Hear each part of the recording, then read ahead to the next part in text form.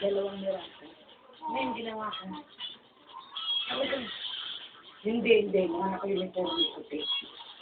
Mga naka-uniform. Tapos, ganito ginawa ko. Di, panik. Tapos ko nga kasi, yun sa baba kami. Nakabot ko, dahil bukas ang kasusin ko. Ang palabis ka na naman ang anak mo mabait. Pero nakita na kasi Michael yun. Tapos nung mama ko, dahil nandun ako dyan, pumasok ko, sinarado ko dyan. Maya, sabi ko palit na ako, huwag mong bubuksan. Kasi si Michael, pinabubuksan sa akin. Huwag mong bubuksan. Sabi ko kay Michael. Nakulong na ako. Tapos nakalabas yung ako, hindi tumatahol.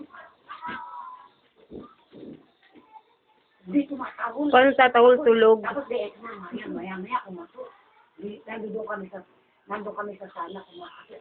Paano mga bata? Itong Andre, umiyak. Nandun kami sa may sala. Panik kami, huwag bumuksan yan. Panik niyan. Tinakba ni Michael ang bunganga niya.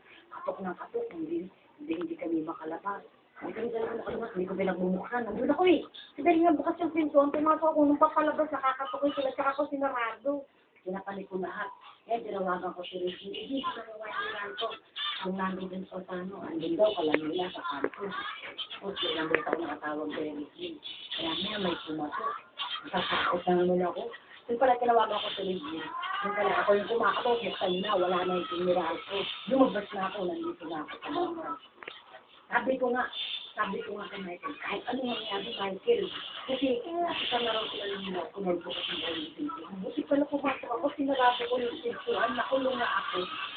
Buti si Michael, bubuksan na. Wala na. Kanina sa loob. Eh yung mga bata nga, yung dalawa, bukas ay bisip.